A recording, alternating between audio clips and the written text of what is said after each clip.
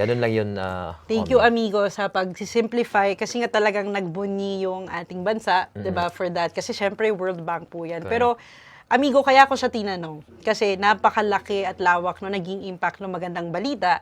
Pero sa isang issue na ito, at ito yung pag-uusapan natin, amigo, na medyo natakpan yung magandang balita na yon. So recently kasi, amigo, ano ba yung nangyari is yung ating presidential spokesperson, Claire Castro, nung nasa Canada sila ng ating presidente, na-encounter niya yung mga kababayan natin sa Canada. So, and then, may, nasabihan ng isang bagay na natawag siyang pangit. So, syempre, napaka-fresh ng ating palace spokesperson, no? And then, ang nangyari, ayon po sa balita, hindi po sa amin sa One Politico is, inireport ng ating palace spokesperson sa, I think, sa authorities po ng Canada and DFA. Yung isang remark po ng isa sa mga OFWs po natin na na-encounter nila si presidential spokesperson Claire Castro, naging isang international issue at naapektuhan rin ang relationship ng Pilipinas at Canada. So, and also politics, di ba po? So, kasi allegedly, itong mga OFWs nito ay may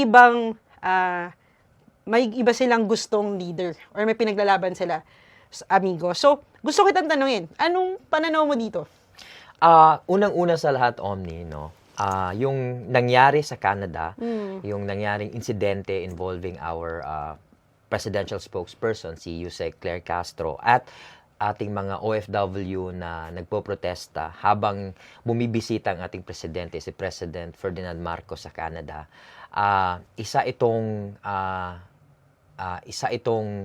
pagpapatunay na ang ating mga OFWs na nasa Canada ay may mga sentimento, may mga sentiments at mga grievances na gustong ipaabot sa ating presidente through our spokesperson, si Yusek Claire Castro. Kasi nga, siya yung nandun, siya yung nadatna ng ating mga OFW na nagpo-protesta. At you can see, no? You can see even the video clips, there are heightened emotions.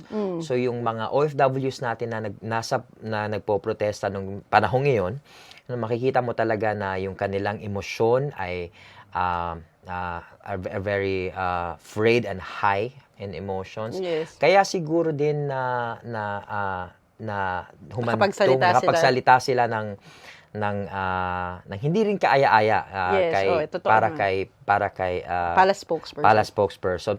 Pero yun nga, dapat natin intindihin na dahil sila ay may sentimento at may grievances, may grievances perhaps sa ating Pangulo or perhaps sa pamamamalakad o sa kung anumang issues na gusto na iparating, it is understandable na ganun ang maramdaman ng ating mga OFWs. Kaya sa aking pananaw na sa nangyari, ay isa itong, they have genuine concerns. They have genuine grievances, na gusto nilang maiparating para sa ating presidente.